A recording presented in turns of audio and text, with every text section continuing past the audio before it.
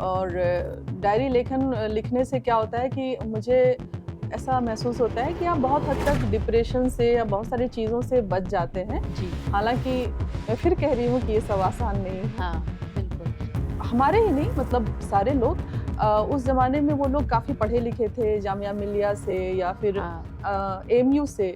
लेकिन वहाँ पर लड़कियाँ औरतें पढ़ी लिखी नहीं थीं, इसलिए कि अगर लड़कियाँ औरतें पढ़ लिख गईं, तो ये किसी को ख़त लिख देंगी। मैं इस चीज़ के खिलाफ़ हूँ कि एक साड़ी एक प्रोग्राम में पहनी, तो फिर अगले प्रोग्राम में वो साड़ी नहीं होनी चाहिए। मैं आपको बताऊँ तो ये साड़ी मेरी आप बहुत सारे प्रोग्राम में देख लेंगे आप। तो मैं चीज़ों को बहुत ज़्यादा इस्तेमाल करती हूँ हाँ, और चीज़ों को कम रखती हूँ अपने बिल्कुल। लिए कि भई ज़रूरत भर का सामान हमारे पास हाँ। रहे।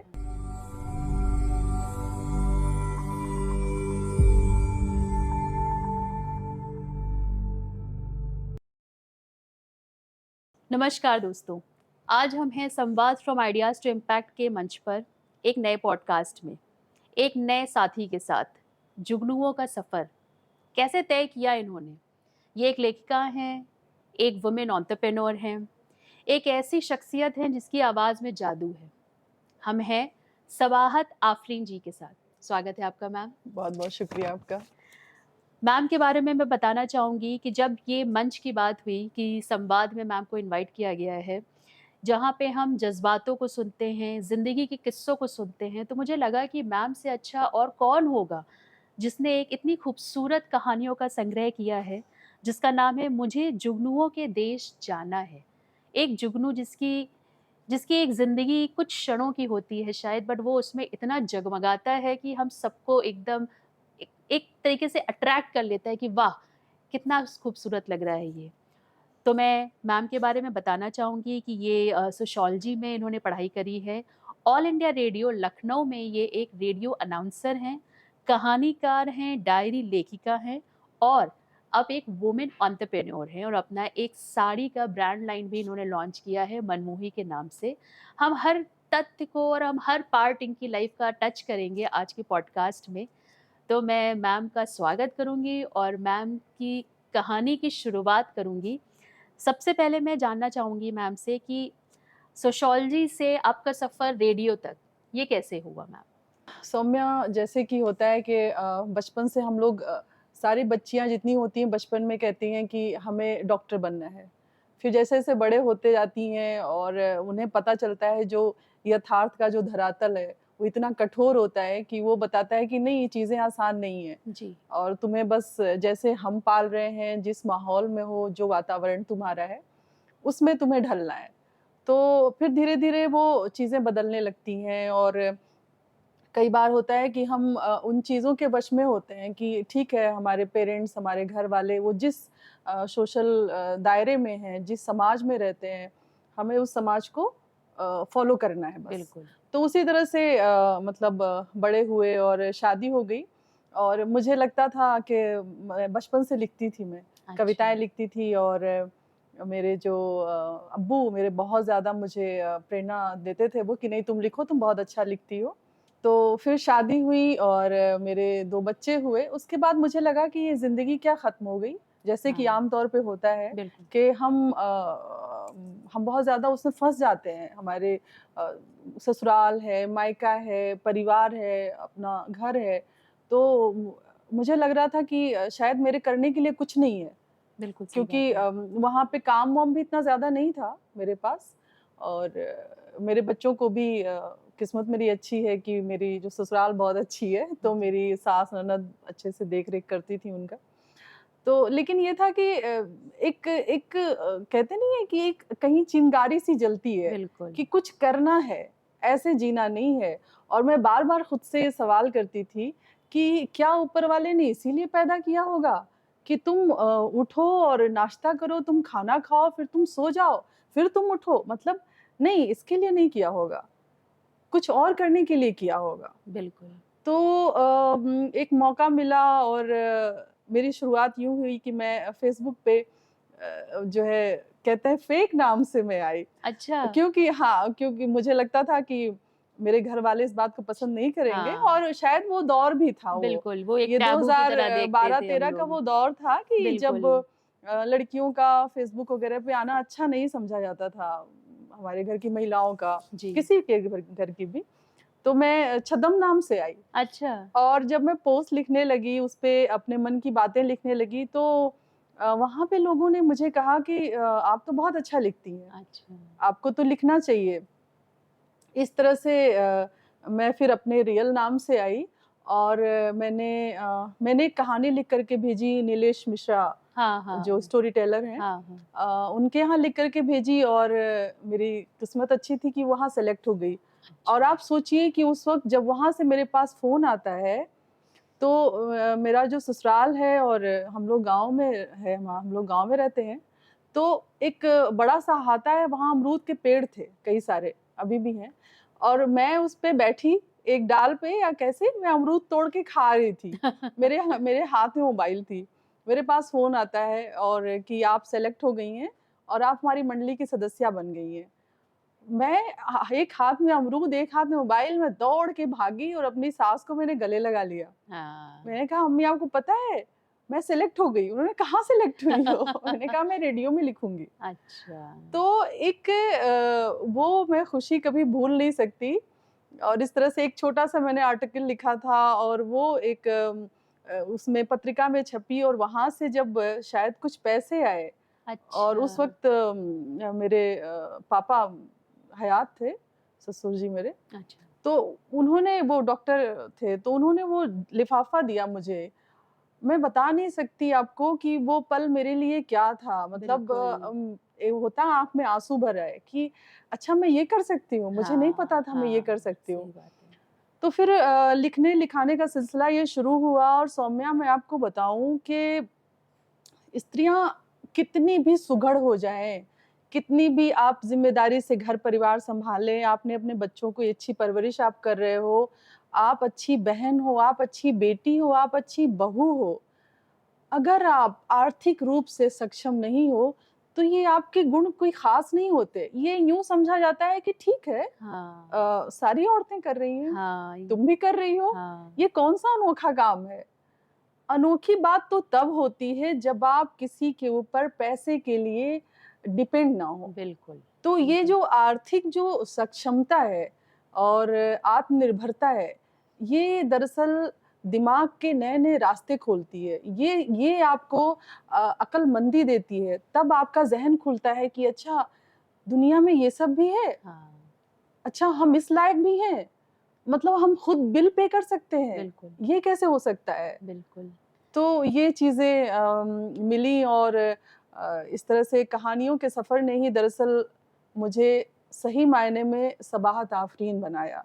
बिल्कुल, तो बिल्कुल। ये था। मैं इसी को इस क्वेश्चन को और खूबसूरती से आगे बढ़ाऊँगी। सबाहत नाम बहुत खूबसूरत है पहले तो। आप मुझे इस नाम शुक्रिया। का मतलब बताइए, क्या मतलब होता है? सबाहत नाम दरअसल मेरी अम्मी ने मेरा नाम रखा, और जब वो कहती हैं कि जब मैं पैदा भी नहीं हुई थी, तो उस वक़्त वो कोई नॉवल पढ़ रही थीं। अच्छा, मेरी अम्मी काफ़ी तालीम याफ़्ता और बहुत ज़्यादा पढ़ाई-लिखाई की शौकीन रही हैं। बहुत उनका उनका व्यक्तित्व तो बहुत ही आला किस्म का है। तो अम्मी कहती हैं कि उसमें जो नायिका थी उसका नाम सबाहत था। अच्छा। तो उन्हें सबाहत नाम बहुत पसंद आया, और ये बड़ा ही, उस वक़्त तो बड़ा ही यूनिक किस्म का ये था, आज भी अलग उतने था। हाँ, यूनिक है। मैंने पहली बार इतना खूबसूरत नाम सुना है, जी। तो मुझे तो हालाँकि मुझे बचपन में नहीं पसंद था। तभी आपने फ़ेसबुक में दूसरा नाम रखा मुझे लगता है। मुझे बिल्कुल मैं कहती थी कि अगर ये नाम अच्छा होता तो किसी और का क्यों नहीं है? अच्छा, मैं कहती थी कि और किसी का क्यों नहीं है? तो अम्मी कहती थी कि नहीं, तुम्हें पता नहीं है, नाम बहुत अच्छा है। तो दरअसल सबाहत का मतलब होता है सुबह की ताज़गी, अच्छा, खूबसूरती, जी। अच्छा। ये सब होता है, और लेकिन और आफ़रीन का मतलब होता है जैसे प्रशंसा। ओके। तो ये है इसका मतलब। बहरहाल, अब मुझे अपना नाम बहुत पसंद है। नहीं, नहीं, मैं बिल्कुल सबाहत से कहना चाहूँगी, मैं आपको मैम ना बुला के सबाहत नहीं, ही बिल्कुल बुलाना सबाहत चाहती ही हूँ। कहिए मुझे, मुझे जी। इतना खूबसूरत लगा आपका नाम और जैसे आपने कहा ना आपका नाम का मतलब है सुबह की ताज़गी, मैं आपको ये बताना चाहूँगी कि मुझे बिल्कुल महसूस हो रहा है, वो ताज़गी मुझ तक आ रही है कि कितना अच्छा लग रहा है और मैं एक पॉइंट पे वापस जाऊँगी, आपने एक इतनी इम्पोर्टेंट बात कही है दोस्तों यहाँ पे, फाइनेंशियल इंडिपेंडेंट होना एक महिला के लिए कितना ज़रूरी है। इसको आप इस तरह से मत देखो कि मेरे हस्बैंड तो जॉब कर रहे हैं, मुझे क्या ज़रूरत है? या मेरे फादर मेरे लिए कुछ ला रहे हैं, मुझे क्या ज़रूरत है? मैं क्यों अपने लिए पैसे कमाऊँ? मेरे पास नए कपड़े हैं, नई मोबाइल है, नए बैग्स हैं। ऐसा नहीं है। जब तक आप किसी के ऊपर भी डिपेंडेंट रहेंगे, और इसमें कोई शर्म नहीं है मुझे लगता है सबाहत, अगर आप किसी पे डिपेंडेंट हैं तो वो कभी ना कभी आपको एक बार तो पलट के कहेगा कि तुम्हें क्या पता मैं कैसे करता हूँ।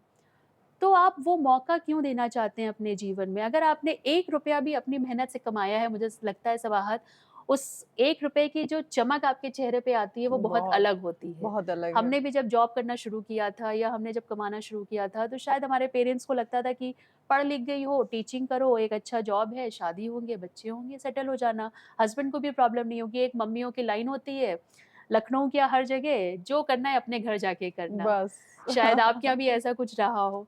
तो मैं कहूँगी आपसे, वुमेन से स्पेशली, कि सबाहत से आप इंस्पिरेशन लीजिए कि हर कुछ करना है। आप मदर हैं, आप वाइफ हैं, आप डॉटर हैं, बट सबसे पहले आप एक महिला हैं, आप एक वुमेन हैं। So think about yourself. और ये बहुत दिलचस्प आपका कहानियों का टाइटल है। आप इसके बारे में कुछ बताइए हमें?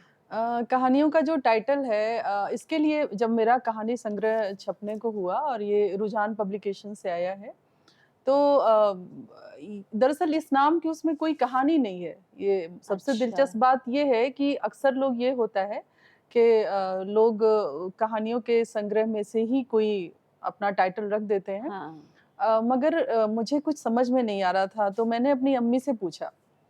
तो अम्मी ने 2-3 टाइटल बताए, मुझे मज़ा नहीं आया। अच्छा। फिर मुझे लगा कि मुझे एक लख्त ऐसे मेरे दिमाग में आया कि मुझे जुगनू बहुत पसंद थे बचपन में। अच्छा। और उस टाइम में इन्वर्टर वगैरह नहीं हुआ करते थे और हाँ। गाँव वगैरह में तो ख़ैर वैसे भी नहीं। जगमगाते जी, होंगे शाम तो को। रात के वक़्त जुगनू जो है वो टिमटिमाया करते थे और उनकी जो रोशनी थी, पूरे अंधेरे को चीरते हुए जी। वो आगे बढ़ती थी। हाँ, तो मुझे लगा कि हर लड़की दरअसल जुगनुओं के देश जाना चाहती है। अपने बिल्कुल। आस-पास के अंधेरे से निकल कर के हम स्त्रियाँ दरअसल कहीं न कहीं अपनों के ही बनाए गए बंधनों में ही जकड़े हुए हैं। चाहे वो घर की इज़्ज़त की बात हो, या सही आपके बात है। समाज की इज़्ज़त की बात हो, या आपके परंपराओं की बात हो, या आपके जो धार्मिक जो रिचुअल्स हैं उनकी बात हो। इन सब का ज़िम्मा दरअसल स्त्रियों के कंधे पे ही डाला गया है, हर समाज में, हर धर्म में। तो वो दरअसल ये सारे दबाव इतने ज़्यादा गहरे होते हैं ना कि हमें इनसे पार पाना है। बिल्कुल। हमें दरअसल जुगनुओं के ही देश देश जाना जाना है। है, तो जी। हमने कहा कि ये नाम लिखते हैं और मुझे ये नाम बहुत अच्छा लगा। नहीं, मैं इस चीज़ को इतना अप्रिशिएट करूँगी सबाहत कि जुगनू की कहानी मैं भी बताती हूँ। जब हम पहले अपनी नानी के घर जाते थे, तो ट्रेन का सफ़र बहुत एक दिलचस्प सफ़र होता था कि अरे आज तो ट्रेन से जाएँगे, ट्रेन से आएँगे। तो अक्सर पहले के ज़माने में ट्रेन में लाइट्स चली गई, शाम का सफ़र हो रहा है, बहुत दूर नहीं, मेरी नानी का घर कानपुर में है। कानपुर से लखनऊ तो कितना ही सफ़र है। बट शाम को जब ट्रेन निकलती थी उस अंधेरे से और वो जुगनू चमकते थे झाड़ियों में, क्योंकि लखनऊ में हमें नहीं दिखने को मिलते हैं जुगनू, इतनी लाइट्स हैं, सब कुछ हाँ है। जी, वो जुगनू हमें ऐसा महसूस करते थे कि अरे! ये भी होता है, ये भी ये दुनिया में है, ऐसी भी चीज़ें हैं, क्योंकि वो जुगनू नहीं, वो हमें सितारे लगते थे। हमें लगता था कि हाँ, अरे आसमान से तारे हाँ, आ गए कई हैं। बार हम मुट्ठी वो में पकड़ लेते थे। हाँ, वो लगता था ये हाँ, टिमटिमा रहे हैं, ये तारे हैं। हुँ, तो हुँ, हमें लगता था कि हम तारों के बीच में आ गए हैं। हुँ। तो मैं इस वज़ह से आपकी कहानी के टाइटल से बहुत इंस्पायर्ड हुई। मुझे बहुत अच्छा लगा आपकी कहानी का टाइटल। बहुत-बहुत शुक्रिया। जहाँ आप इतनी जगह पे आपने अपना इन्वॉल्वमेंट रखा है सबाहत, आप उसके बारे में कुछ बताइए। आप रेडियो के साथ-साथ और बहुत सारे प्लेटफ़ॉर्म्स पे भी काम कर रहे हैं। तो आप कहाँ-कहाँ पे इन्वॉल्व्ड हैं अभी? देखिए, पहले तो मैं ये बता दूँ कि मेरा जो सुकून का काम है, वो लेखन है। अच्छा। और लेखन दरअसल एक एक इस माध्यम से मैं एक थोड़ा-सा छोटा-सा मैसेज देना चाहती हूँ कि लड़कियाँ जो है कई बार कहती हैं कि हम क्या करें, हमको कुछ समझ में नहीं आ रहा है। मेरे हाँ, पास इस तरह के मैसेजेस बहुत आते हैं कि मैं पढ़ने में बहुत टॉपर नहीं हूँ, या घर वालों ने हमें कुछ सिखाया नहीं, कोई ख़ास हाँ, मतलब हुनर नहीं हाँ, सिखाया, तो हम क्या कर सकते हैं? तो मैं ये कहती हूँ, उन सबको कहती हूँ कि ऊपर वाले ने ना हर किसी के पास एक गुण पैदा करके भेजा ही है यहाँ पे। उसके अंदर कोई ना कोई हुनर है। आपको बस ज़रूरत है उसे पहचान लेने की, और जब आप उसे पहचान जाते हैं, तब आप उसको बस धीमे-धीमे लौ देते रहिए। बिल्कुल। वो जो हुनर है वो मरना नहीं चाहिए। कोई भी हुनर हो सकता है, किसी भी तरह की। कई बार तो वो लोग कुछ लोग बहुत अच्छी बातचीत करते हैं, हाँ, ये बहुत बड़ा हुनर है। सही मैं बात उन है। लड़कियों से कहती हूँ, क्या तुम्हें बातचीत करना बहुत अच्छे तरीके से आता है? मैं कई बार प्रभावित होती हूँ उनसे बात करके। जी, तो बोलती हैं, बस यही तो आता है। हम कहते हैं, अरे! बहुत बड़ा हुनर है भई। बिल्कुल। तो ऊपर वाले ने हर किसी को हुनर दिया है, बस आप उसको पहचान लीजिए। तो मुझे लगता है कि मेरे अंदर जो लेखन का हुनर है, जी। ये इसको मैंने पहचान लिया, और इसे ही मैंने पाला-पोसा एक बच्चे की तरह से। हुँ, और शायद मैं ज़िंदगी में बहुत सारे काम कर रही हूँ और करती रहूँगी, लेकिन लिखना मेरी ज़िंदगी है। और इस तरह से बहुत सारे मंचों पे भी मैं गई हूँ, जैसे हंस के मंच पे भी मुझे बुलाया गया था कि साहित्य के क्षेत्र में जो ऐसे लोग हैं, जो समाज के वंचित लोग हैं, जो शोषित है, जी। जो पिछड़ा तबका है, उनकी साहित्य जगत में उनकी क्या स्थिति है? क्या साहित्य में सवर्णों का चल हाँ, रहा है सारा कुछ? इसी पर हम लोगों की बातचीत थी, और बहुत ही अच्छी बातचीत हुई। आज तक पे भी अच्छा। यहाँ पे जब हुआ था लखनऊ में, तो वहाँ भी इस तरह की बातें हुई थीं और बड़ी सार्थक चर्चा रही। जी, और मैं हमेशा कहती हूँ, और आपके तो प्रोग्राम का नाम ही संवाद है, मैं हमेशा कहती हूँ कि संवाद होना बहुत ज़रूरी है। बिल्कुल। आपसी बातचीत के ज़रिए ही कोई रास्ता निकलता है, और एक शेर भी है कि कैसे है कि बातें किया करो हमसे। तो मतलब बातें करना बहुत ज़रूरी बिल्कुल। है। और मैं कई सारे एनजीओ से जुड़ी हुई हूँ। वो लोग मुझे इस तरह के स्लम एरिया में या मुस्लिम कम्युनिटी में भेजते हैं अच्छा, कि आप जाइए, उन्हें समझाइए कि जो लड़कियां स्कूल छोड़ देती हैं, हाँ, या जिन्हें पर्दे की वजह से उनके माँ-बाप पढ़ा नहीं रहे हैं, तो आप उन्हें समझाइए कि दोबारा वो पढ़ाई की तरफ बड़ा आएँ। हाँ, तो मुझे बहुत अच्छा लगता है सौम्या, मैं बहुत सारे कामों में उलझी रहती हूँ, और दरअसल मुझे घर बैठना और चुपचाप सोना, ये मुझे पसंद ही नहीं है। हुँ, जिस दिन ऐसा होगा कि मुझे कुछ करना ही नहीं है, सुबह से शाम हो जाए, वो दिन तो मेरे लिए बहुत भयानक होगा। मुझे बिल्कुल, बहुत सारा काम करना, और इसी बीच मैं बच्चों की भी पूरी देखभाल करती हूँ। उनके खाने, नाश्ते, उनके पढ़ाई-लिखाई सब पे पूरा ध्यान है मेरा। बिल्कुल, तो ये सारी चीज़ें हैं, और मुझे लगता है कि लड़कियाँ, औरतें बहुत पावरफुल होती हैं, बिल्कुल, बहुत बिल्कुल। पावरफुल। मैं इस बात से इतना एग्री करती हूँ दोस्तों। हमें खुद नहीं पता है कि हमारे अंदर कितना कुछ है और हम कितना कुछ आगे दे सकते हैं।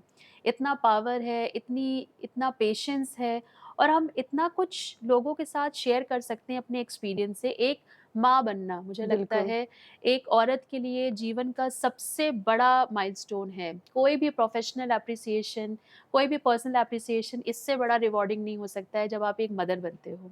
तो सबाहत मैं आपसे पूछूँगी, आप एक लेखिका हैं। माँ बनने के बाद आपने कैसा कैसा एहसास था और आपने आपकी लिखाई में क्या उससे कोई फ़र्क पड़ा? अ, मुझे लगता है कि माँ बनना अपने आप में, जैसे मैंने अपनी बेटी को देखा, मेरी सिजेरियन बच्ची है वो, दोनों बेटियाँ मेरी सिजेरियन ही हैं। जब हम अपने बच्चे को देखते हैं, और वो जो पूरा टाइम बच्चा हमारे भीतर होता है, यूँ समझ लें कि जैसे तब हमें समझ में आता है ना कि जो प्रकृति है, किस तरह से वो जन्म देती है चीज़ों को। आप देखिए, एक पौधा जो उगता है, हमें ये सब घटनाएँ बहुत मामूली लगती हैं। आप देखेंगे कि मैं अभी घूमने गई थी, और हमने देखा कि बिल्कुल पत्थर है, पहाड़ है, सिर्फ़ और पत्थर ही पत्थर हैं, और उस जगह से भी कुछ पौधे निकले हुए निकले हैं। हैं। ये देखिए कि जीवन की जो जिजीविषा है, यानी कि जन्म लेने की जो उत्कंठा है, ये अपने आप में बहुत बड़ी है। और फिर वो हमारे अंदर और ज़्यादा हम संवेदनशील होते हैं। बिल्कुल, हम समझ पाते हैं कि जीवन कितना ज़रूरी है। मतलब कोई भी चीज़ हो, और चाहे वो पेड़-पौधे हों, चाहे वो हमारे आस-पास के लोग हों, कोई भी लोग हों, तब हमें समझ में आता है कि ज़िंदगी जो है वो आसान नहीं है। और मेरी बेटियों की वजह से मैं ये कहूँगी कि मेरी ज़िंदगी में बहुत मिठास है। हाँ, मतलब मेरी खुशी उन लोगों से बहुत ज़्यादा जुड़ी है। मैं बहुत अकेलापन महसूस करती हूँ, और कभी ऐसा कुछ होता है मेरे साथ, तो मैं अपने बच्चों के पास बैठती हूँ और बिना कहे, ऐसा नहीं है कि हम लोगों में ऐसे कोई बात होती है, हाँ, लेकिन बिना कहे वो बेटियाँ जो है वो मेरे भाव समझती हैं। हाँ। तो बहुत ये अच्छी ये बहुत है। बहुत स्पेशल फ़ील होता है जी। ये। तो अब हम आगे बढ़ते हैं दोस्तों, और जैसे कि संवाद की एक मुहिम है, हम मेंटल हेल्थ के बारे में कुछ नहीं तो कुछ सही, इस भावना के साथ एक अवेयरनेस फैलाना चाहते हैं। तो मैं आज सबाहत से पूछूँगी कि डायरी लिखना या किसी भी तरीके से लेखन में, क्या इससे मेंटल हेल्थ को बरकरार रखने के लिए या अपने आप को मेंटली स्ट्रॉन्ग रखने के लिए कोई मदद मिलती है? दरअसल लिखना जो है वो अपने आप में एक थेरेपी है। जी, अक्सर कहा जाता है कि तुम जो सोचते हो वो लिखो या जो तुम्हारे सपने हैं वो लिखो। लिखने से क्या होता है कि आप जो सोच रहे हैं ना उनको शब्दों में उतारना, हालाँकि ये इतना आसान नहीं है सौम्या। बिल्कुल, ये इतना बिल्कुल। आसान नहीं है क्योंकि हम जिस समाज में रहते हैं, हमें हर पल जज किया जाता है हाँ, और जज करने वाला और कोई नहीं, ये आपके आस-पास के ही लोग होते हैं। हम उनसे भी बहुत सारी चीज़ें हाइड करते हैं। बिल्कुल। हम अपने पेरेंट्स से, अपने हर किसी से हम अपनी बातें हाइड करते हैं। तो आप सोच सकते हैं कि हम ये जिस समाज में रह रहे हैं, हमें अपना आप बहुत छुपाना पड़ता है। हम अपना आप छुपा के रह रहे हैं यहाँ पर। हम किसी से शेयर नहीं कर सकते, क्योंकि हमें हर पल जज किया जाता है। तो ये जो लिखना है, लिखने में क्या होता है कि जब हम कहानी के माध्यम से, कोई भी लेखक कहानी के माध्यम से, वो चाहे स्त्री किरदार हो, चाहे वो किसी पुरुष का किरदार हो या किसी का भी, उस माध्यम से दरअसल वो अपनी ही बातें रखता है हाँ, कि अगर हम उसकी जगह होते, तो तो हम हम क्या क्या करना करते? है? हाँ, हाँ, या हाँ, हमारे जीवन में क्या होना चाहिए था? बिल्कुल। ये हम उस तरह से दर्शाते हैं और मैं ये मान के चलती हूँ कि ये एक जब कोई कहानी लिखी जाती है और जब पूरी हो जाती है सौम्या, तो जैसे लगता है कि बस अब कहीं से कोई एक गिलास ठंडा पानी दे दे। हाँ, मैं अब हम संतुष्ट हो गए, सैटिस्फैक्शन आ जाता है क्योंकि अपने हमने अंदर, अपनी बात रख कह दी, दी। हमने अपनी हुँ, बात कह दी। तो ये जो है मुझे लगता है वैसे डायरी लेखन तो ख़ैर हर किसी को करना चाहिए और डायरी लेखन लिखने से क्या होता है कि मुझे ऐसा महसूस होता है कि आप बहुत हद तक डिप्रेशन से या बहुत सारी चीज़ों से बच जाते हैं। जी, हालाँकि मैं फिर कह रही हूँ कि ये सब आसान नहीं है। हाँ, बिल्कुल। किसी भी चीज़ के लिए आसान नहीं है। हम कहते हैं कि म्यूज़िक के थ्रू आप मेंटल हेल्थ को अपने सुधार सकते हैं, आप डांस के थ्रू कर सकते हैं, लेखन के थ्रू कर सकते हैं, बट अगर देखा जाए तो ये सब एक तरीके की मेडिटेशन है। आप कहीं न कहीं ध्यान लगा रहे हो और आप अपने साथ समय बिता रहे हो। होता क्या है सबाहत, मेरा जो एक्सपीरियंस है, अब तो आप जैसे आप जैसे एक्सपर्टीज़ के साथ बैठने से मुझे भी समझ में आया, हम किसी और से पहले सबसे ज़्यादा अपने साथ टाइम गुज़ारने में डरते हैं। बिल्कुल। अगर हम 10 मिनट अकेले बैठते हैं तो हमें घबराहट होती है कि हम क्या सोच लेंगे, हमें नहीं पता है। तो हम अपने आप को बिज़ी रखते हैं कि आज मैं कहीं मैं चली जाऊँ, मैं मॉल में चली जाऊँ, यहाँ मैं भी वही बात है कि हम हाँ, अपने आस-पास के समाज में, हम चूँकि उसके बनाए हुए नियमों के अंतर्गत हैं, हमें पता हाँ। नहीं है। हमारी जो कंडीशनिंग है वो कहीं न कहीं हमें बहुत ट्रिगर करती है, हम हर टाइम बहुत सतर्क रहते हैं। जी, ये सतर्कता जो है, ये दरअसल यही डिप्रेशन का कारण बनती है। बिल्कुल, बिल्कुल, सबाहत मैं इतना एग्री करूँगी आपसे कि हर किसी को खुश करने में और हाँ, हर किसी के मैप में 10 ऑन 10 पाने में बिल्कुल, हम इतना बिज़ी हैं कि हमने अपना मैप तो कहीं छोड़ ही दिया है। बिल्कुल। हम ज़ीरो हैं, अपने 10 में हमें कोई फ़र्क नहीं पड़ता है। और डिप्रेशन दोस्तों, डिप्रेशन सिर्फ़ एक शब्द नहीं है, ये एक बहुत बड़ा मायने रखता है बहुत लोगों की ज़िंदगी में। हमें पता ही नहीं है कि हम डिप्रेशन का शिकार हैं। क्योंकि हम सब कुछ नॉर्मल बिहेव कर रहे हैं, हम नॉर्मली जी रहे हैं, हम नॉर्मली बातें कर रहे हैं। बट कहीं न कहीं हमारी आँखें हमें दूसरों को बता देती हैं कि कुछ कमी है, कुछ सूनापन है आपकी आँखों में। तो मैं आप सबसे ये अपील करूँगी संवाद के मंच से कि अगर आपको कुछ भी ऐसा महसूस हो रहा है कि आपको अंदर से घबराहट हो रही है, आपको एक अकेलापन लग रहा है, तो प्लीज़ आप उन सिम्पटम्स को समझने की कोशिश करिए। जैसे सबाहत ने अभी कहा, लिखना आसान नहीं है क्योंकि आप अपने आप को बाहर निकाल रहे हो, किसी के सामने आप एकदम ट्रांसपेरेंट हो रहे हो, वो भले आपकी डायरी हो, वो भले आपका पेपर हो, लेकिन वो स्टेप उठाना कि मैं इसके सामने बिना पर्दे की हूँ, वो बहुत हिम्मत का काम है। तो मैं सबाहत को तो मतलब मैं शाबाशी दूँगी कि आपने इतनी खूबसूरत कहानियों का संग्रह बनाया और आपने दुनिया को इससे अपने आप से इंट्रोड्यूस कराया कि मैं ऐसा चाहती हूँ। हाँ, नहीं बिल्कुल। होता है, आज की पीढ़ी हो, पहले की पीढ़ी हो, वुमेन्स में अभी भी वो एक सेटबैक है, एक ब्लॉक है। उस पे आप क्या मैसेज दोगे कि क्यों ऐसा स्टीरियोटाइप है लड़कियों के अंदर कि हम ये नहीं करेंगे? सौम्या, अभी बहुत ज़्यादा वक़्त नहीं गुज़रा है, जब लड़कियों ने पढ़ना-लिखना शुरू किया है। जी। अभी बमुश्किल मुझे लगता है कि 50-60 साल ही हुए होंगे, इससे ज़्यादा वक़्त नहीं बीता है। और मुझे ये बात कहने में बहुत खराब लगता है कि हमारी जो दादी-नानियाँ थीं, इन लोगों को पढ़ना सिखाया गया था, मगर लिखना सिखाया नहीं गया था। हाँ। और उसके पीछे रीज़न ये था कि अगर उस ज़माने में, जबकि मैं आपको बताऊँ तो हमारे हमारे ही नहीं, मतलब सारे लोग उस ज़माने में वो लोग काफ़ी पढ़े-लिखे थे, जामिया मिलिया से या फिर हाँ। एएमयू से। लेकिन वहाँ पर लड़कियाँ, औरतें पढ़ी-लिखी नहीं थीं, इसलिए कि अगर लड़कियाँ, औरतें पढ़-लिख गईं, तो ये किसी को खत लिख देंगी।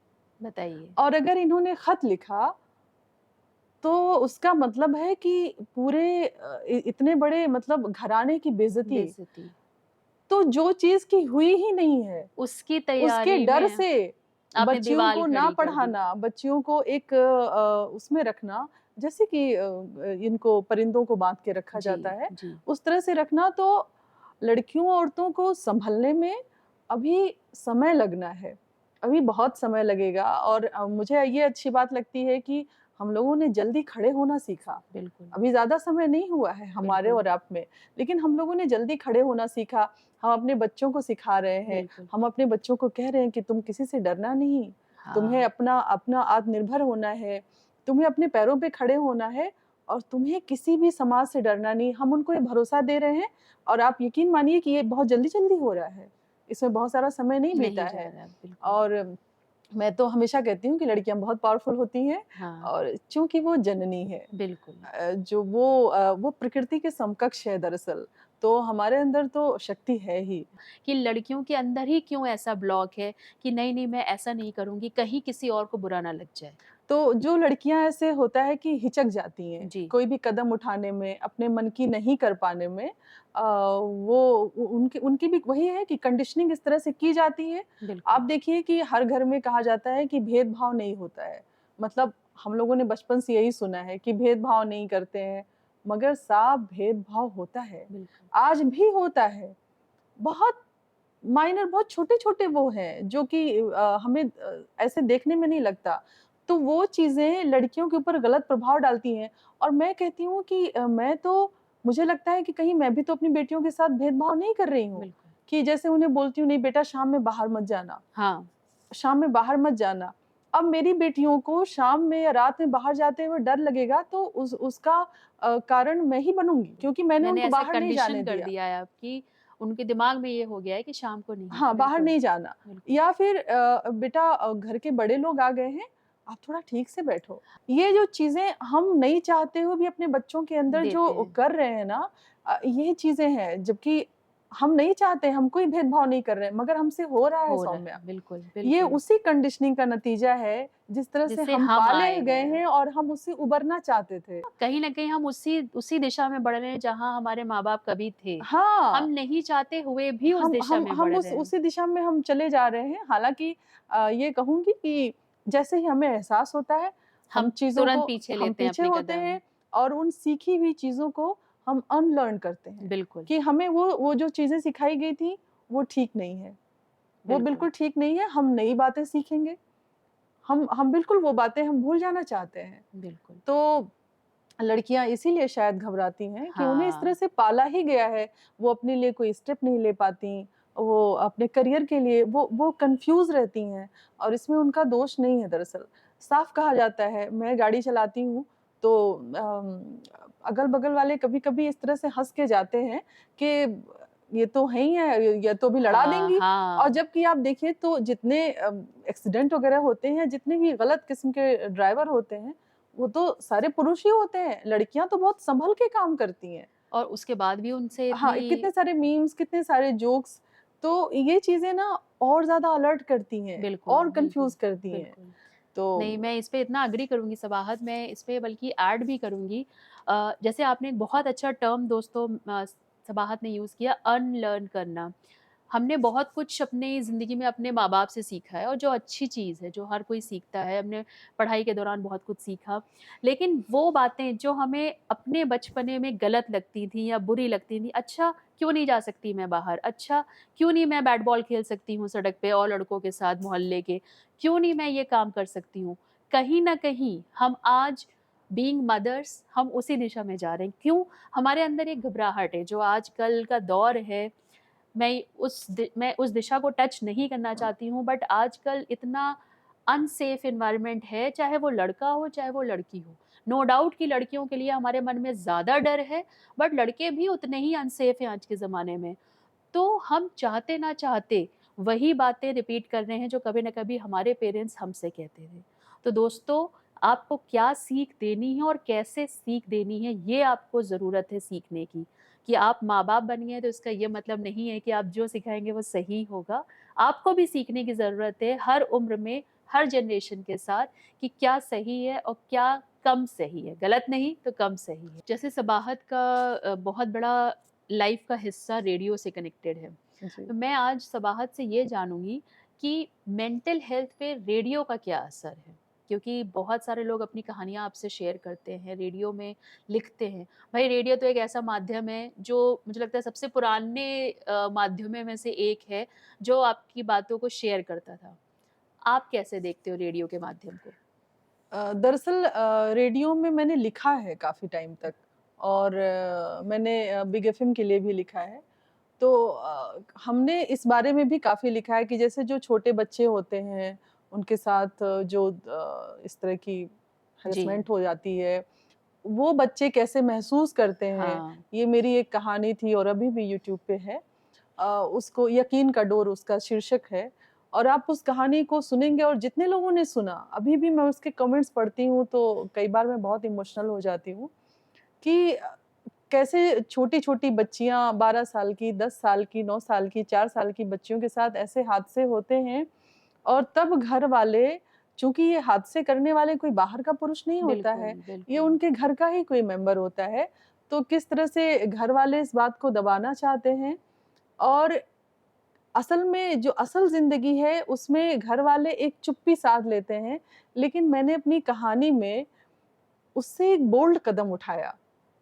वो जो लड़की है, वो उस पर एक एक्शन लेती है और वो कोई परवाह नहीं करती। उसकी छोटी बहन के साथ ये हुआ रहता है और वो उस पर एक एक्शन लेती है और अपनी माँ से कहती है कि मुझे इसकी कोई परवाह नहीं है कि लोग क्या कहेंगे, बस मुझे इसको न्याय दिलाना है। बिल्कुल। तो हम अपनी कहानी के माध्यम से चाहे वो लिखना हो, चाहे वो बोलना हो, समाज को एक संदेश तो देना ही चाहते हैं और हमें लगता है कि हमारी कहानियाँ पढ़ करके या सुन करके या हमारी बातें सुन करके अगर बहुत सारे लोगों में किसी एक पे भी असर हुआ, तो फिर हमारा लिखना सफल और सार्थक हो जाता है। बस इसी तरह के संदेश हम लोग दे पाते हैं, जो भी अपनी तरफ नहीं, से। मुझे ऐसा लगता है सबाहत कि आपने इतना मैं कहूँगी ऐसा एक इश्यू जो शायद हर माँ के लिए, हर पिता के लिए सबसे बड़ा डर का कारण है। वो बच्चा जो अभी मेरे ख़्याल से टीनेज तक भी नहीं पहुँचा है, वो बच्चा जिसे पता ही नहीं है कि उसके साथ गलत हो रहा है। उसे बिल्कुल, अच्छा नहीं लग रहा है, उसे ये बिल्कुल, पता है।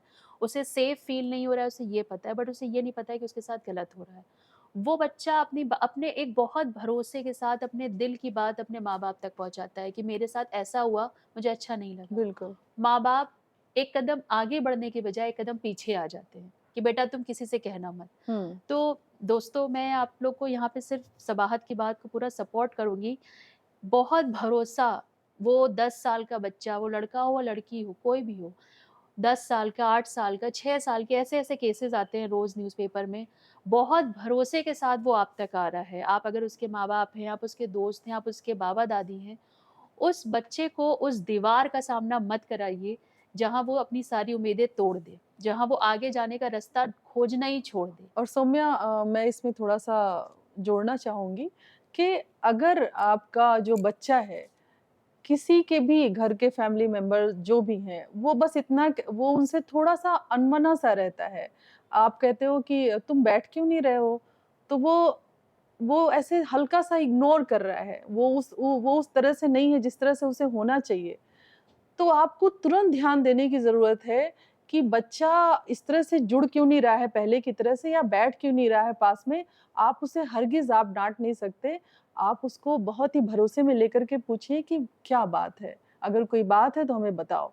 यहाँ पर ये जो भरोसा आप कायम करेंगे बच्चे के साथ, और हाँ, बच्चे को पूरा यकीन होना चाहिए कि आप उसे डाँटेंगे नहीं। बिल्कुल, ये यकीन बनाइए पहले, बिल्कुल। तो फिर ये जो है बच्चा खुद ही बताएगा। और कि आसान नहीं होता है घर के किसी ख़ास फैमिली मेंबर को ये बताना कि ये गलत है। ये गलत ये आसान नहीं है, ना बच्चे के लिए आसान है और ना ही बड़ों के लिए सुन पाना आसान बिल्कुल, है। बिल्कुल। सुन के उसको एक्सेप्ट कर पाना कि नहीं मेरा बच्चा कुछ ख़याली नहीं बता रहा है, सच बता रहा है। बिल्कुल, क्योंकि बिल्कुल। अक्सर हम लोग क्या सोचते हैं कि अरे बच्चे तो पता नहीं क्या-क्या देखते रहते हैं टीवी में, कुछ सोच लिया होगा इन्होंने, कुछ इमेजिन कर लिया होगा। बट मुझे ऐसा लगता है दोस्तों कि ये इतना क्रिटिकल इश्यू है कि माँ-बाप का सतर्क होना बहुत ज़रूरी है। और बहुत। जो हम मेंटल हेल्थ की बात कर रहे हैं सबाहत, कहीं न कहीं वो जो एक बीज है, वो हमारे बचपन से बस शुरू वहीं होता से है। शुरू होता है। बहुत, बहुत ये ज़रूरी मतलब बात ये कही आपने आपने। तो हैरेसमेंट की बात करी जो एक बहुत बहुत एक एक्सट्रीम तक जा रहे हैं। मैं तो कह रही हूँ कि अगर आप स्कूल में लेट पहुँचे हैं या आपने स्कूल में होमवर्क नहीं किया है और आपको आज के ज़माने में अगर आपको 10 बच्चों के सामने आपके टीचर ने डाँट दिया है। हुँ, हुँ। आज बच्चों का ये हाल है कि वो उसको भी इतना दिल पे ले लेते हैं कि वो कहीं न कहीं एक डिप्रेशन की ओर बढ़ने लगते हैं और बिल्कुल। वो बीज दिन पर दिन बढ़ता जाता है। वो बीज हम एज़ अ पेरेंट्स अगर हम उस बीज को समझेंगे नहीं, तो हम अनजाने में उस बीज को, उस सीड को और नरिश कर रहे हैं, हुँ, बढ़ने हुँ। में। बिल्कुल, मुझे बिल्कुल, ऐसा लगता है। बिल्कुल, हमें बिल्कुल। वो जड़ से उखाड़ने की बजाय हम उसमें पानी दे रहे हैं, हम उसमें पौधे को नहीं, और और बढ़ा रहे हैं। इसीलिए शायद हमारा कितना भी हम कितने भी मसरूफ़ रहें, लेकिन हमें बच्चों के साथ संवाद करना चाहिए। बिल्कुल, बिल्कुल बिल्कुल। उनसे बातचीत रखनी चाहिए। और जो पेरेंट्स टीचर मीटिंग में जाते हैं, वो एक खानापुरी के लिए बिल्कुल ना जाइए। मैं ये बात बहुत स्ट्रिक्टली बोलती हूँ कि पीटीएम जो है वो सिर्फ़ खानापुरी के लिए नहीं है। आप अपनी हर शिकायत रखिए। बच्चा अगर छोटी से छोटी बात कहता है टीचर बिल्कुल। के लिए, आप उसको, अगर वो तेज़ बोलते हैं, तेज़ डाँटते हैं, आप उनसे, उनके टीचर से बात कर सकते हैं कि हमारे हमारे बच्चे के साथ ये इश्यू आ रहा है। हाँ, और मैं फिर कहती हूँ कि उन टीचर्स की भी बहुत ज़रूरी है कि वो उनकी वर्कशॉप हो, हाँ, उन्हें बताया जाए कि ये जो बच्चे हैं इन्हें कैसे आप डील करो, इन्हें हैंडल कैसे करो। बिल्कुल। तो नहीं, आज के बच्चों के पास हर सुविधा है। जी, फ़ोन बिल्कुल। में पूरे टाइम रील्स देख रहे हैं।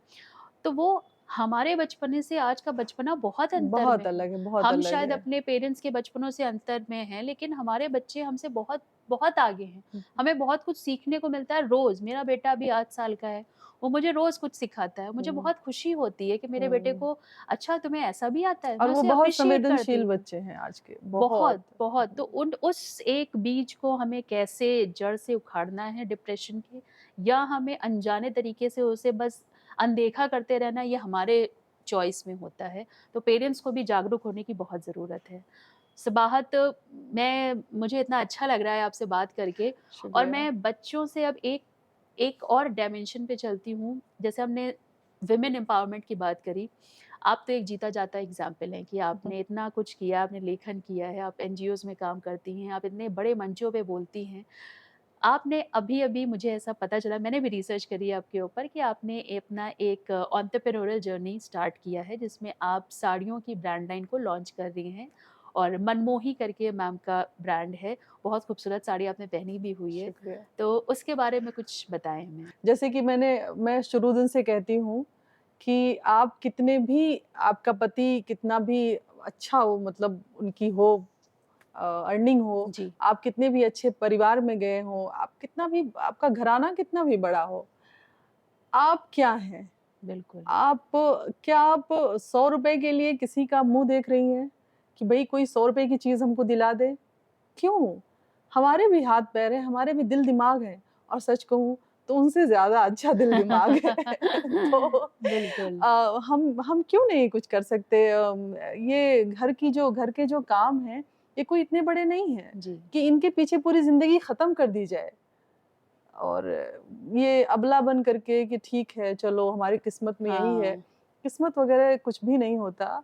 दरअसल बात ये होती है कि हम अपने लिए चुनते क्या हैं? बिल्कुल। क्या हमें खाना बना करके और सारा दिन लेट करके टीवी देखना है, या फिर लोगों के घर में जो उनकी फैमिली मेंबर होती हैं, उनकी 10 तरह की बातें सुननी है, या फिर आपको काम करना है? काम करना बहुत ज़रूरी है। तो मुझे तो मैं शुरू में ही जब सबसे पहले जो मुझे 30,000 रुपए मिले, बहुत कई साल गुज़र गए इस बात को और मुझे इतना मज़ा आया कि अरे वाह! ये तो मेरे पास ये मेरे पैसे हैं, बिल्कुल। मैं इनको कैसे खर्च करूँ? मुझे इन पैसों का तो मुझे किसी को हिसाब ही नहीं देना है, क्योंकि ये मैंने कमाए हैं। जी।